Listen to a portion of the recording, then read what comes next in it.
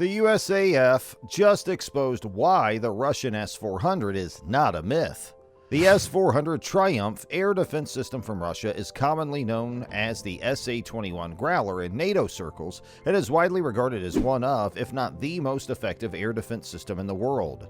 The S-400 has established a reputation as one of the few weapons able to resist America's use of air supremacy through the use of a variety of missiles to attack various air threats, an engagement range of almost 250 miles, and highly rated counter-stealth capability. But is the S-400's reputation for being a terrifying weapon truly warranted, or is it just another Russian weapon system that profits from the Kremlin's well-known talent for swaying the media in order to promote the sale of foreign weapons? Or is this a myth?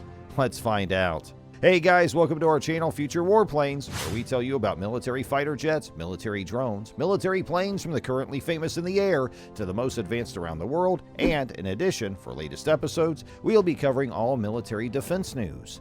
So stay with us till the end of this video so you don't miss out on any of this information.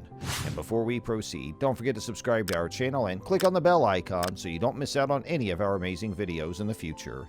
In the few instances where the S-400 has been sent into actual combat, Russia has purposefully kept quiet about the S-400's testing history, and the S-400's effectiveness in those situations has raised more concerns than it has provided answers. But there are two seemingly illogical conclusions that we may draw regarding the S-400 after doing in-depth research into the system's creation and use, supported by expert evaluations from a number of nations.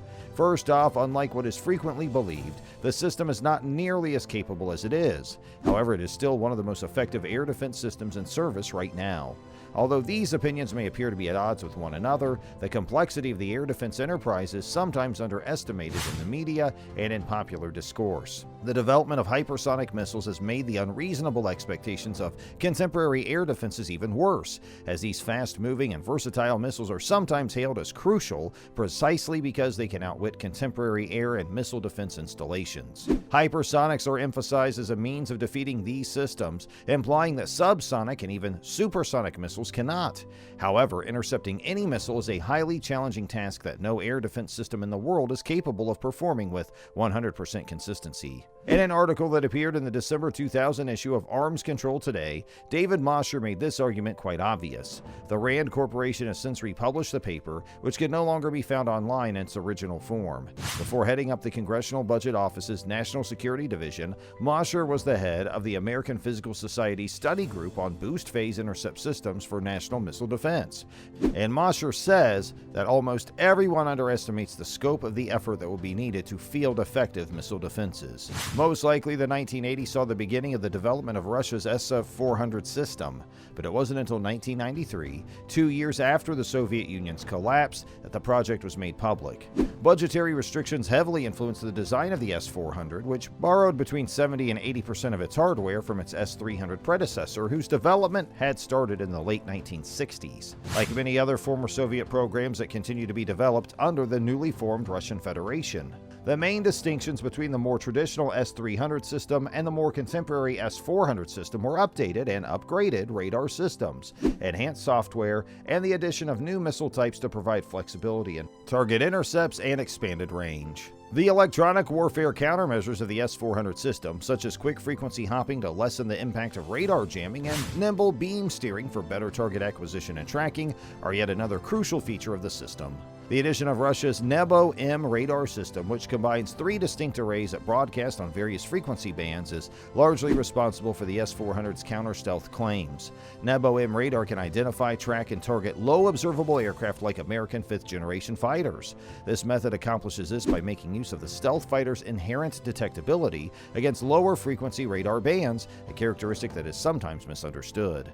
Since higher frequency radar arrays are capable of giving a weapons-grade lock, or radar arrays that may direct a missile to a target, modern stealth aircraft are built to avoid or delay detection from higher frequency radar arrays broadcasting in portions of the S, C, X, and Q bands. However, stealth fighters can be located by using lower frequency radar arrays that use the S or L bands. These radars are not able to guide munitions with this level of accuracy. Due to this, many countries have created early warning radar systems that use low-frequency bands to alert them when stealth fighters are approaching.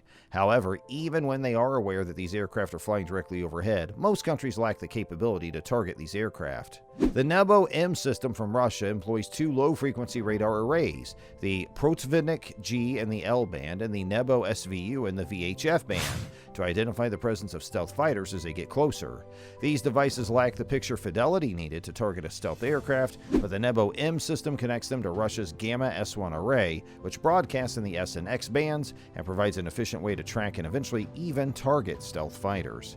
It's vital to remember that while contemporary stealth aircraft like the F-35, F-22, J-20, and Su-57 are all made to decrease detection against these high-frequency bands, none of them can completely eliminate detection against them.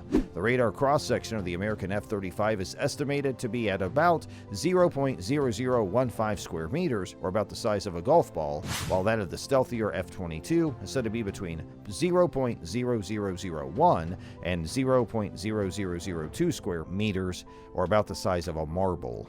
These both represent a considerable improvement over the F-117 Nighthawk, the world's first operational stealth aircraft with a claimed radar cross-section of just 0.003 square meters. In actual use, stealth doesn't mean completely avoiding detection, but rather postponing it so that a fighter aircraft can either launch an attack or flee from a potential danger.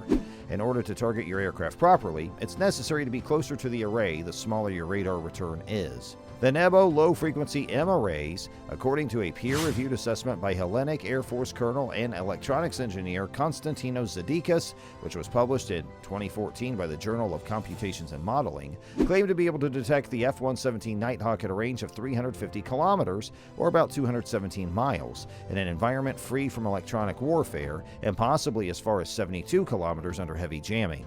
Many S-400 counter-stealth claims are based on this detection range, but they do not take into account the distinction between detecting and targeting stealth fighters. When not networked with other assets, especially airborne ones like the AWACS or tethered balloons called aerostats, the S-400's range of view is constrained by the horizon like that of all air defense systems. And here's where Russia's concept of modern warfare might get in the way of its success. Securing air dominance is not a top priority in Russia's military strategy, as seen in the current conflict in Ukraine. In actuality, this might be the direct outcome of NATO's powerful air power and Russia's awareness that it might lose air superiority in the case of a major battle with NATO. In order to embrace the possibility that it might not control the airspace it is fighting in, Russian doctrine has changed from striving to win a losing battle to accepting it. So that's going to end today's episode. We sincerely hope you enjoyed our video today. If you did, please make sure you subscribe and leave a comment for us down below your own thoughts. And please don't forget to like today's video. And we'll see you next time. We also would like for you to please press the bell icon on your way out the door. That way you will be subscribed and you will always be notified of our latest uploads and updates on our channel, and you can be the first one to know. Thanks for spending time with us today, and we look forward to doing it again sometime soon. Have a great rest of your day, everyone, and thanks for watching.